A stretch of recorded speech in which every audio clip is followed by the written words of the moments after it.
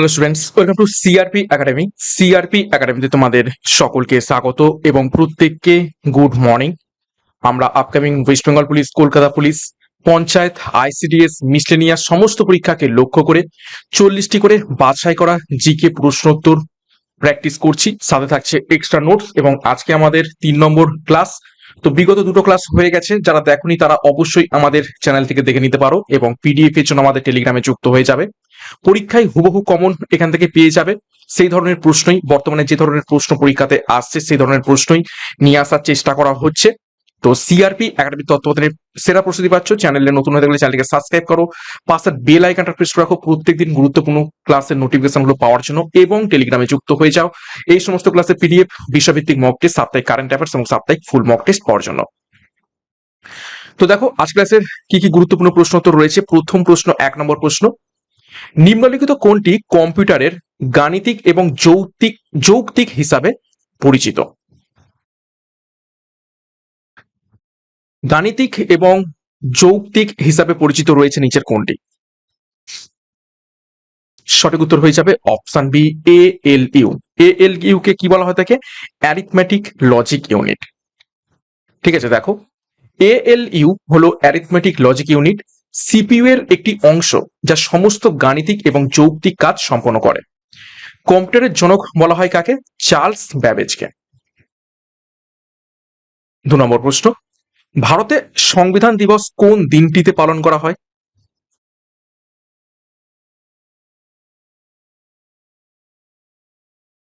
সঠিক উত্তর হয়ে যাবে অপশন ডি, নভেম্বর 26।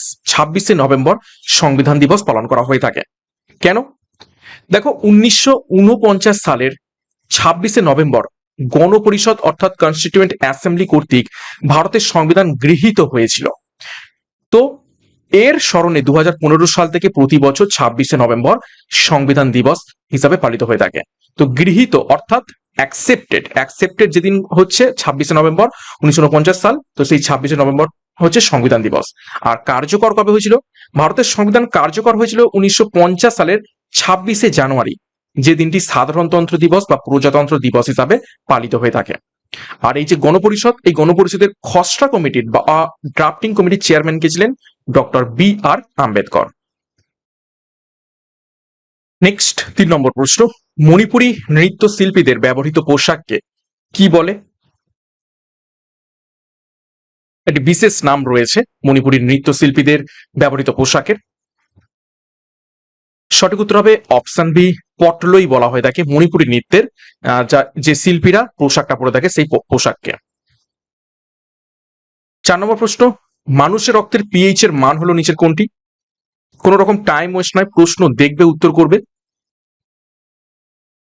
একদম র্যাপিড ফায়ারের মতো। তো সঠিক উত্তর হয়ে যাবে অপশন বি, 7.35 থেকে 7.45। ঠিক আছে, সামান্য একদম খুব সামান্য ক্ষারীয়। ঠিক আছে, সামান্য ক্ষারীয়। 7 হচ্ছে প্রশম দ্রবণ। ঠিক আছে, 7-এর বেশি হলে বেসিক অর্থাৎ ক্ষারীয়, আর 7-এর থেকে কম হলে সেটা হয়ে যাবে কি? অ্যাসিডিক। ওকে, নেক্সট গুরুত্বপূর্ণ ঘোষণা, পঞ্চায়েত পরীক্ষা সামনেই আসতে চলেছে। তো পঞ্চায়েত ফাউন্ডেশন ব্যাচ 6 সেখানে অ্যাডমিশন চলছে। পরীক্ষার সিলেবাস এবং এক্সাম প্যাটার্ন অনুযায়ী তোমরা প্রত্যেকটি বিষয়ের প্রত্যেকটা অধ্যায় ধরে ধরে সম্পূর্ণ ডেসক্রিপটিভ প্যাটার্নে থিওরির মাধ্যমে ক্লাস পাবে। থিওরি কমপ্লিট হয়ে গেলে mock test, PDF, study material এবং নোটস। সিমিলারলি পুলিশ পরীক্ষাকে লক্ষ্য করে মিশন খাকি পুলিশ ব্যাচও লঞ্চ করা হয়েছে। পুলিশ পরীক্ষার সিলেবাস এবং এক্সাম প্যাটার্ন অনুযায়ী বিষয়ভিত্তিক অধ্যায়ভিত্তিক ক্লাস পাবে সম্পূর্ণ ডেসক্রিপটিভ প্যাটার্নে থিওরির মাধ্যমে। থিওরি কমপ্লিট হয়ে গেলেই প্রচুর প্রশ্নোত্তর সহ টপিক ওয়াইজ তোমাদের mock test, PDF, study material, notes. তো যোগাযোগ করো 9647553612 নাম্বারে, যার যে ব্যাচ কোর্সের প্রয়োজন রয়েছে সেই অনুযায়ী যুক্ত হয়ে যাও পরীক্ষার সেরা প্রস্তুতি, সঠিক গাইডেন্স এবং স্টাডি মেটেরিয়াল নেওয়ার জন্য। বিস্তারিত ডিসক্রিপশন বক্সে রয়েছে। নেক্সট 5 নম্বর প্রশ্ন, নিম্নলিখিত কে মহেঞ্জোদারো আবিষ্কার করেছেন?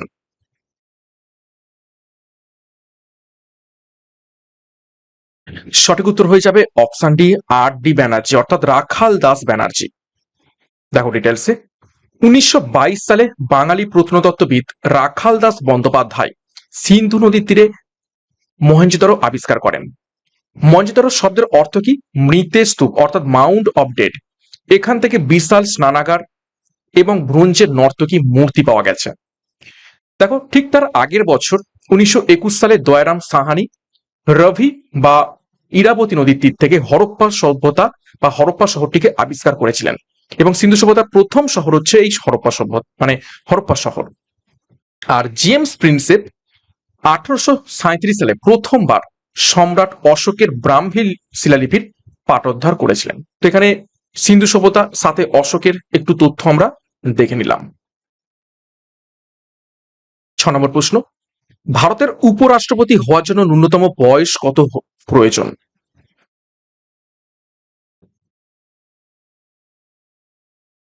সঠিক উত্তর মিলিয়ে নাও, অপশন বি 35 বছর।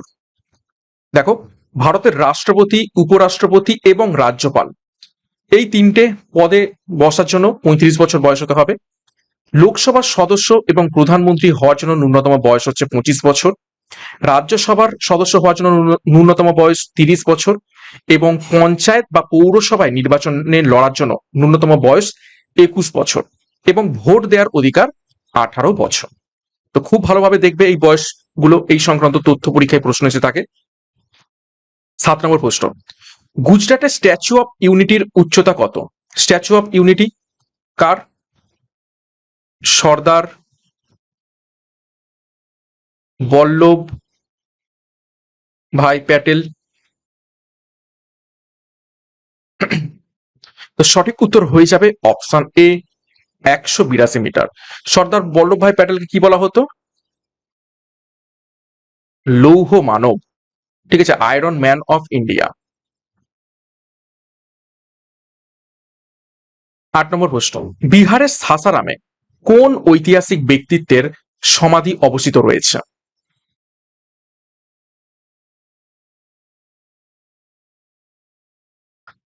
সঠিক উত্তর হয়ে যাবে অপশন ডি শের শাহ সুরি। ঠিক আছে, শের শাহ সুরির সমাধি রয়েছে কোথায়? বিহারের সাসারামে। শের শাহ সুরি কত সালে মারা যান? 1545 সালে মারা যান। 9 নম্বর প্রশ্ন, ভারত জাতীয় কংগ্রেসের কোন অধিবেশনে প্রথমবারের মতো তিরঙ্গা পতাকা উত্তোলন করা হয়েছিল? জাতীয় কংগ্রেসের কোন অধিবেশনে প্রথমবারের মতো তিরঙ্গা পতাকা উত্তোলন করা হয়েছিল? সঠিক উত্তর হয়ে যাবে অপশন বি লাহোর অধিবেশন 1929 সাল। এইখানে পূর্ণ স্বরাজের দাবি গ্রহণ করা হয় এবং ঠিক সেই জন্যই তিরঙ্গা পতাকা উত্তোলন করা হয়েছিল। দেখো ডিটেলসে, 1929 সালের 31শে ডিসেম্বর মধ্যরাতে জওহরলাল নেহরুর সভাপতিত্বে লাহোর অধিবেশনে রবি নদীর তীরে প্রথমবার ভারতের পূর্ণ স্বাধীনতার প্রতীক হিসাবে তিরঙ্গা উত্তোলন করা হয়।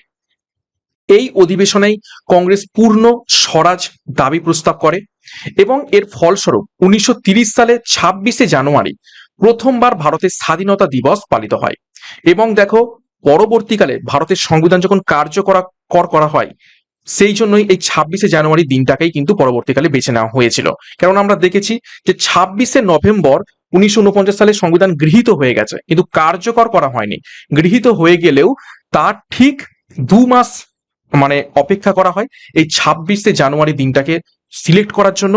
এই দিনটিকে স্মরণ করে রাখার জন্য 26শে দিনটাকে বাছা হয় এবং সংবিধানকে কার্যকর করা হয়, কেননা প্রথম স্বাধীনতা দিবস ওই দিনটিতেই পালন করা হয়েছিল। তারপর দেখো 1938 সালে হরিপুরা অধিবেশনে সুভাষচন্দ্র বসু প্রথমবার কংগ্রেসের সভাপতি হিসাবে নির্বাচিত হয়েছিলেন।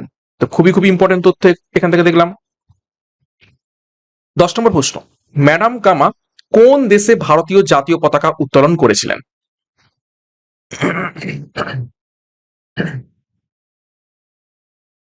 সঠিক উত্তর হবে অপশন এ জার্মানি।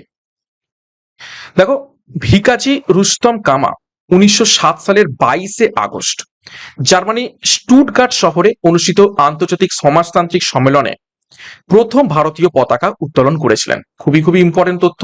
শহরের নামটা মনে রাখবে, স্টুটগার্ট শহর, 1900 কত সালে? 7 সালে। এই পতাকায় সবুজ, হলুদ, লাল রঙের 3টি অনুভূমিক ব্যান্ড ছিল এবং এতে বন্দে মাতরম লেখা ছিল। ম্যাডাম কামাকে ভারতীয় বিপ্লবের জননী অর্থাৎ মাদার অফ ইন্ডিয়ান রেভলিউশন বলা হয়ে থাকে। এবং ভারতের বর্তমান জাতীয় পতাকা নকশা তৈরি করেছিলেন কে? পিঙ্গালি ভেঙ্কাইয়া। 11 নম্বর প্রশ্ন, আলেকজান্ডারের ভারত আক্রমণের সময় মগধের রাজা কে ছিলেন? আলেকজান্ডার ভারত আক্রমণ করছেন এবং সেই সময় মগধের রাজা কে ছিলেন? সঠিক উত্তর অপশন সি, ধননন্দ। দেখো ডিটেলসে, 326 খ্রিস্টপূর্বাব্দে ম্যাসিডোনিয়ার রাজা আলেকজান্ডার যখন ভারত আক্রমণ করেন তখন মগধের নন্দবংশের শেষ রাজা ধননন্দ শাসন করছিলেন। আলেকজান্ডার এবং পুরুর মধ্যে বিতস্তা বা ঝিলাম নদীর তীরে ঐতিহাসিক হেদিস পাসেজ যুদ্ধ সংঘটিত হয়েছিল, যেখানে আলেকজান্ডার জয়লাভ করে এবং পুরু পরাজিত হয়। খুব ইম্পর্টেন্ট তথ্য, হেদিস পাসেজ যুদ্ধ কত সালে হয়? 326 খ্রিস্টপূর্বাব্দে। কোথায়? ঝিলাম নদীর তীরে। 12 নম্বর প্রশ্ন, নিম্নলিখিত কোন সময়ে বার্ষিক পরিকল্পনা গ্রহণ করা হয়েছিল?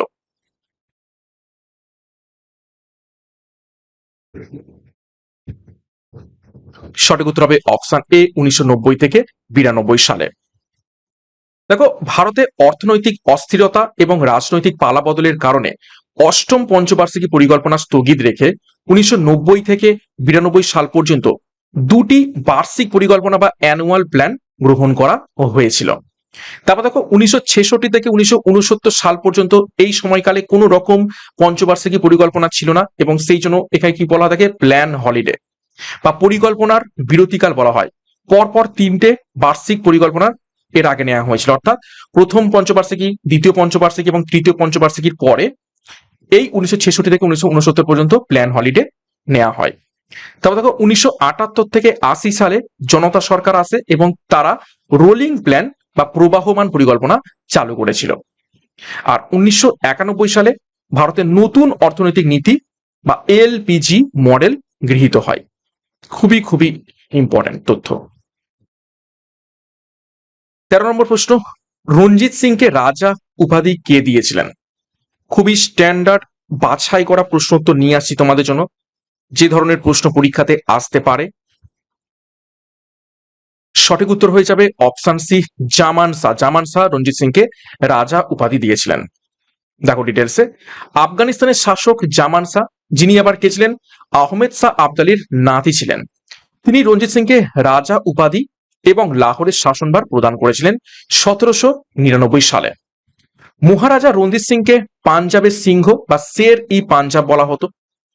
তিনি 1809 সালে শিখ সাম্রাজ্যের প্রতিষ্ঠা করেন এবং তার রাজধানী ছিল লাহোরে।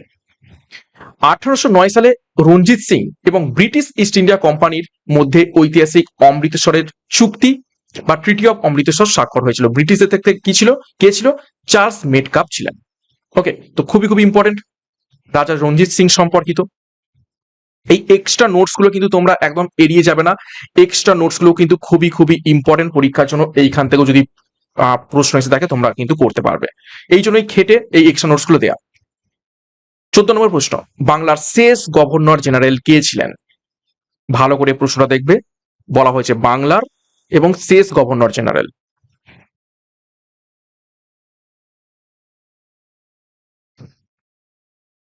সঠিক উত্তর এখান থেকে হয়ে যাবে, দেখো অপশনে উইলিয়াম বেন্টিং। উইলিয়াম বেন্টিং ছিলেন বাংলার শেষ গভর্নর জেনারেল। ওকে, এবং এখান থেকে যদি বলা হয় যে বাংলার শেষ গভর্নর জেনারেলটাকে পদ থেকে তুলে দিয়ে কি করা হলো? ভারতের গভর্নর জেনারেল। তাহলে এই উইলিয়াম বেন্টিং হয়ে যাবে কি? ভারতের প্রথম গভর্নর জেনারেল। ওকে, আর যদি বলে এই যে ওয়ারেন হেস্টিং, ওয়ারেন হেস্টিং ছিলেন বাংলার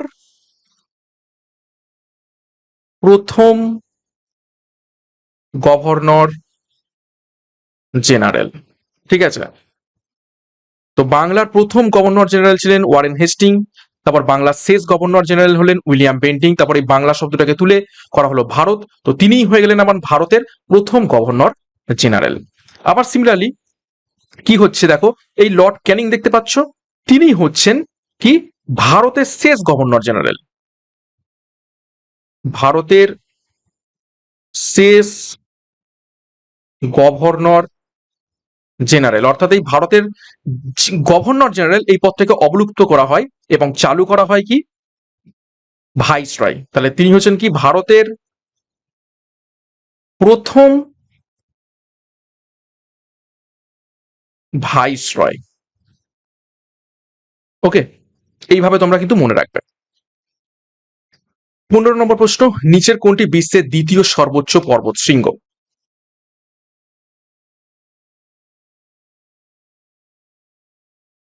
সঠিক উত্তর হয়ে যাবে অপশানে গডউইন অস্টিন, বা এটাকে কি বলা থাকে কেটু। কোন রেঞ্জে রয়েছে? কারা কোরাম পর্বত শ্রেণীতে অবস্থিত রয়েছে এবং বর্তমানে কোথায় রয়েছে? পাক অকুপায়েড কাশ্মীরের মধ্যে রয়েছে এই রেঞ্জটি। এবং এর উচ্চতা কত? উচ্চতা হয়ে যাবে 8,611 মিটার। 16 নম্বর প্রশ্ন, যক্ষাগণ লোকনৃত্য ভারতের কোন রাজ্যের সাথে সম্পর্কিত?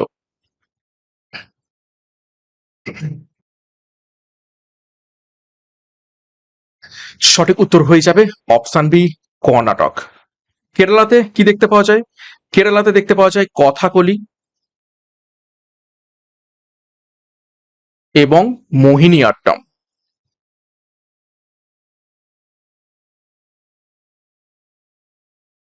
তামিলনাড়ুতে ভারতনাট্যম, আর অন্ধ্রপ্রদেশে কুচিপুড়ি। 17 নম্বর প্রশ্ন, স্বপ্ন বাসব দত্তা গ্রন্থটির লেখককে? সঠিক উত্তর হবে অপশন ডি ভাস। 18 নম্বর প্রশ্ন, লিস্ট 1 এর সাথে লিস্ট 2 এর মিল খুঁজে সঠিক উত্তরটি নির্বাচন করো।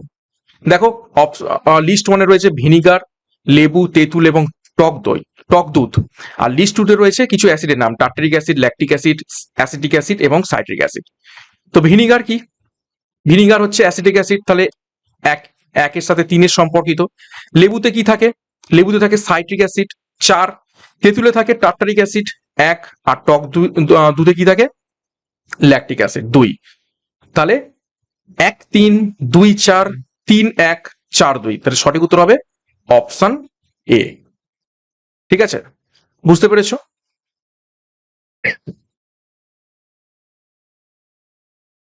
নেক্সট দেখো 19 নম্বর প্রশ্ন, নিম্নলিখিতগুলির মধ্যে কে ভারতীয় সংসদের 2টি কক্ষের কোনটিরও সদস্য নন?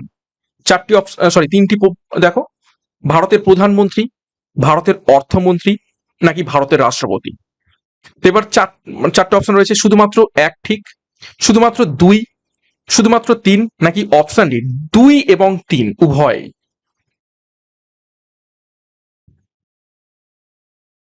সঠিক উত্তর হয়ে যাবে অপশন সি শুধুমাত্র 3, অর্থাৎ ভারতের রাষ্ট্রপতি সংসদের কোনো কক্ষেরই সদস্য নন। ওকে, খুব ইম্পর্টেন্ট প্রশ্ন। এই ধরনের ট্রিকি প্রশ্ন পরীক্ষাতে আসবে, একটু বুঝে তোমাদের উত্তর করতে হবে। 20 নম্বর প্রশ্ন, লোকসভার সমস্ত সংসদীয় কমিটির চেয়ারম্যান কে নিয়োগ করে থাকেন?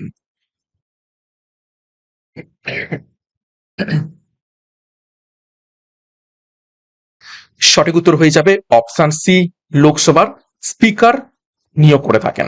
ঠিক আছে। 21 নম্বর প্রশ্ন, বিশ্বের কোন দেশের প্রথম নির্বাচিত মহিলা প্রধানমন্ত্রী কে ছিলেন?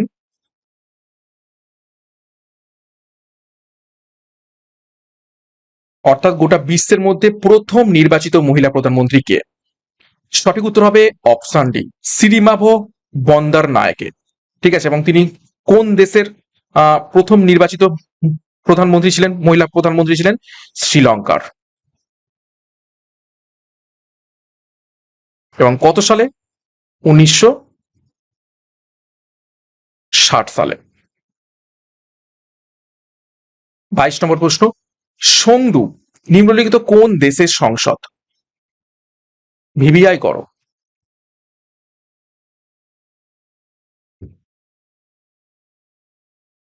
সঠিক উত্তর হবে অপশন বি, ভুটানের সংসদের নাম হচ্ছে সংরু। দেখো বিশ্বের কিছু গুরুত্বপূর্ণ আমরা দেখে নেব সংসদের নাম। ভুটানের দ্বিকক্ষ বিশিষ্ট পার্লামেন্ট বা সংসদকে সংরু বা গ্যালিয়ং সংরু বলা হয়ে থাকে। মলদ্বীপের পার্লামেন্টের নাম হচ্ছে মজলিস, জাপানের পার্লামেন্টের নাম হচ্ছে ডায়েট, রাশিয়ার পার্লামেন্টের নাম হচ্ছে ডুমা, আফগানিস্তানের পার্লামেন্টের নাম হচ্ছে সোরা, আর ইসরায়েলের পার্লামেন্টের নাম হচ্ছে ন্যাসেট। এগুলো খুবই খুবই ইম্পর্টেন্ট, ঘুরিয়ে ফিরিয়ে পরীক্ষাতে এসে থাকে। 23 নম্বর প্রশ্ন, নিম্নলিখিতদের মধ্যে কারা নীল বিদ্রোহের নেতা ছিলেন?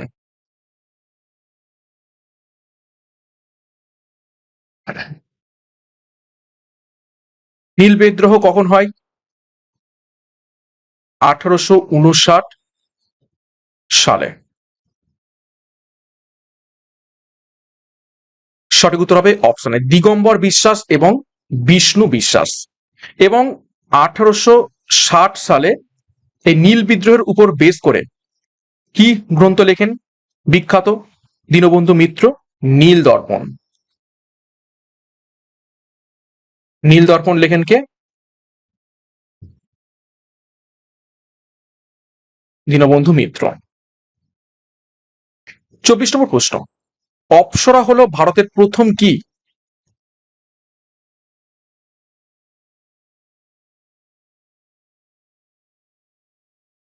সঠিক উত্তর হবে অপশন বি, ভারতের প্রথম পারমাণবিক গবেষণা চুল্লি, ঠিক আছে, সেটা হচ্ছে অপ্সরা।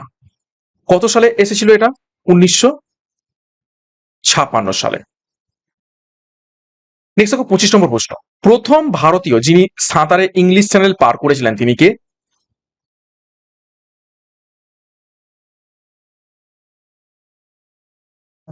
সঠিক উত্তর হবে অপশন ডি, মিহির সেন। কত সালে পার করেছিলেন?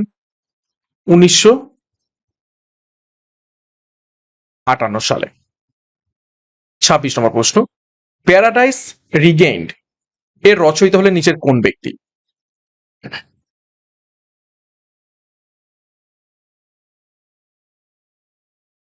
সঠিক উত্তর হয়ে যাবে অপশন ডি, মিল্টনের বিখ্যাত গ্রন্থ প্যারাডাইস রিগেইনড।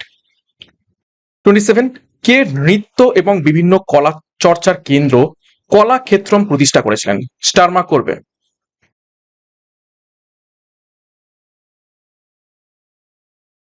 কলাক্ষেত্রম কে প্রতিষ্ঠা করেছিলেন? সঠিক উত্তর হয়ে যাবে অপশন এ, রুক্মিণী দেবী। রুক্মিণী দেবী কোন নৃত্যের সাথে সম্পর্কিত ছিলেন? সম্পর্কিত ছিলেন ভারতনাট্যম। ওকে। 28, কারাকোরাম হাইওয়ে নিম্নলিখিত কোন দুটি দেশকে সংযুক্ত করেছে?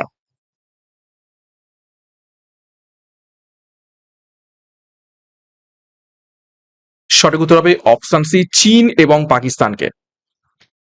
29, গীত সেটি নিম্নলিখিত কোন খেলার সাথে সম্পর্কিত?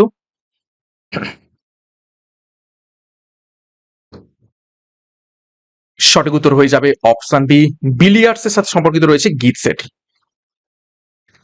30 নম্বর প্রশ্ন, গ্রেট ভিক্টোরিয়া মরুভূমি নিচের কোন দেশে অবস্থিত রয়েছে?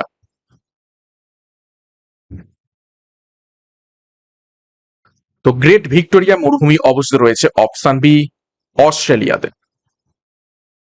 দেখো আরো কিছু মরুভূমি দেখে নেবো। গোবি মরুভূমি অবস্থিত রয়েছে মঙ্গোলিয়া এবং চীনে, মানে এত বড় মরুভূমি দুটো দেশে অবস্থিত রয়েছে হাফ হাফ করে। আটাকামা মরুভূমি বিশ্বের শুষ্কতম মরুভূমি, দক্ষিণ আমেরিকায় চিলিতে অবস্থিত রয়েছে। এবং প্যাটাগোনিয়া মরুভূমি আর্জেন্টিনায় অবস্থিত রয়েছে। খুবই খুবই ইম্পর্টেন্ট তথ্য। 31, ন্যাটোর সদর দপ্তর কোথায় অবস্থিত রয়েছে?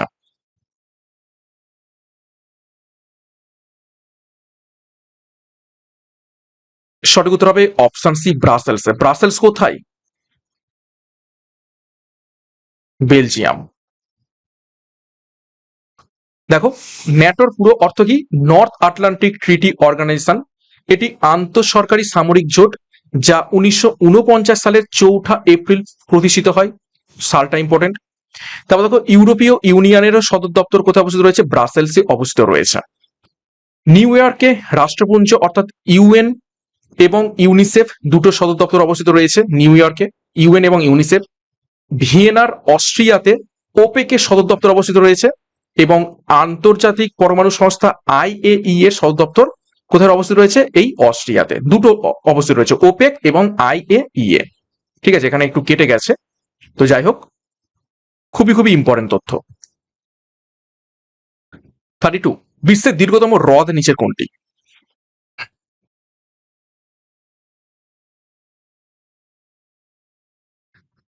সঠিক উত্তর হয়ে যাবে অপশন এ, টাঙ্গানিকা। টাঙ্গানিকা হ্রদ হচ্ছে দীর্ঘতম, অর্থাৎ লংগেস্ট।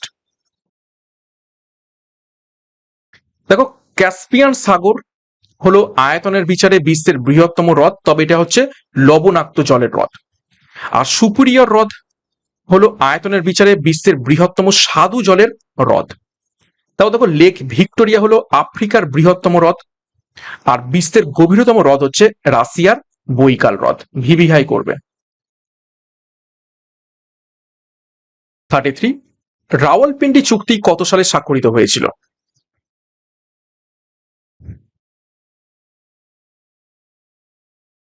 সঠিক উত্তর অপশন বি, 1919 সালে। 34 নম্বর প্রশ্ন, শুঙ্গ রাজবংশের ইতিহাস সম্পর্কে তথ্য দেয় নিচের কোন গ্রন্থ?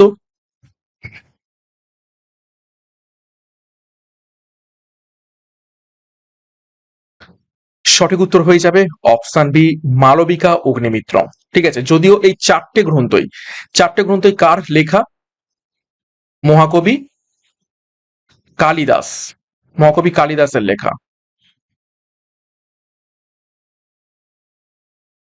কিন্তু শুঙ্গ বংশের রাজবংশের ইতিহাস আমরা জানতে পারি মালবিকা অগ্নিমিত্রম থেকে। 35, নিম্নলিখিত কোনটি নতুন দিল্লির পুরানো নাম ছিল? এটা ইজি প্রশ্ন, প্রত্যেকেই পারবে। মহাভারতের একটি গুরুত্বপূর্ণ নাম। সঠিক উত্তর হয়ে যাবে অপশন ডি, ইন্দ্রপ্রস্থ। ইন্দ্রপ্রস্থ ছিল দিল্লির প্রাচীন হচ্ছে নাম। ওকে। 36, কার্বনের নিম্নলিখিত কোন অ্যালোট্রপটি সুপার কন্ডাক্টর বা অতি পরিবাহী হিসাবে কাজ করতে পারে?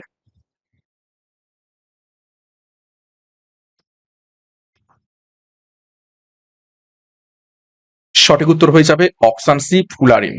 ফুলারিনের মধ্যে কতগুলো কার্বন থাকে? 60টি কার্বন থাকে। ঠিক আছে, 60টি কার্বন নিয়ে এই ফুলারিন গঠিত হয়ে থাকে এবং এটি সুপার কন্ডাক্টর হিসাবে কাজ করে থাকে। 37, আলেকজান্ডার ভারতে প্রায় কত মাস ছিলেন?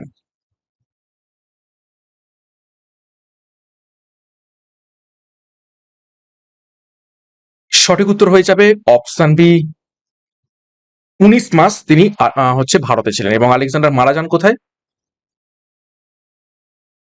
মারা যান ব্যাবিলনে 322 খ্রিস্টপূর্বাব্দে। 38, প্রথম কোন এশিয়ান মহিলা সাঁতারু ইংলিশ চ্যানেল পার হয়েছিলেন? ভালো করে প্রশ্নটা দেখো, প্রথম কোন এশিয়ান মহিলা সাঁতারু ইংলিশ চ্যানেল পার হয়েছিলেন? তো সঠিক উত্তর হবে অপশন সি, আরতি শাহ। শুধুমাত্র প্রথম এশিয়ান মহিলা নয়, প্রথম ভারতীয় মহিলাও বটে। কত সালে? 1959 সালে। মিহির সেন আমরা একটু আগে দেখলাম 1958 সালে প্রথম ইংলিশ চ্যানেল পার করেছিলেন, প্রথম ভারতীয় হিসাবে। ঠিক তার পরের বছরেই আরতি সাহা প্রথম মহিলা হিসেবেও এই একই কৃতিত্ব অর্জন করেছেন। 39 নম্বর প্রশ্ন, পুরুষদের প্রথম ক্রিকেট বিশ্বকাপ কোন দেশ জিতেছিল?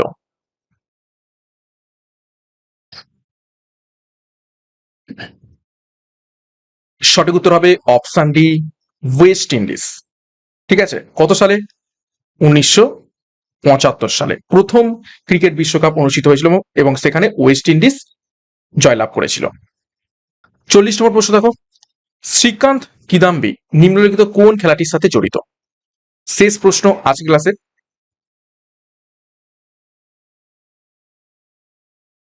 সঠিক উত্তর হবে অপশন ডি, ব্যাডমিন্টন। ব্যাডমিন্টনের সাথে সম্পর্কিত রয়েছে শ্রীকান্ত কিদাম্বি। ওকে, তো এই ছিল আজকের গুরুত্বপূর্ণ 40টি গুরুত্বপূর্ণ প্রশ্ন। 40-এর মধ্যে কার কত স্কোর হয়েছে কমেন্ট বক্সে প্রত্যেকে কমেন্ট করে তোমরা জানাবে এবং প্রশ্নপত্র কেমন লেগেছে সেই ব্যাপারেও তোমরা লাইক করো এবং কমেন্ট করে জানাও।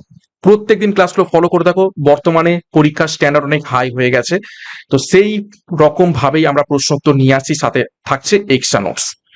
তো এইভাবেই প্রস্তুতি চলতে থাকলে আশা করছি তোমরা পরীক্ষাতে অনেক ভালো স্কোর করতে পারবে। তো ক্লাসটা শেষ করবো তার আগে গুরুত্বপূর্ণ ঘোষণা, পঞ্চায়েত ফাউন্ডেশন ব্যাচ 6 চলছে, অ্যাডমিশন যোগাযোগ করো আমাদের সাথে। এছাড়া পুলিশ পরীক্ষার জন্য পুলিশ পরীক্ষারও ব্যাচ রয়েছে, সেখানেও যুক্ত হয়ে যাও।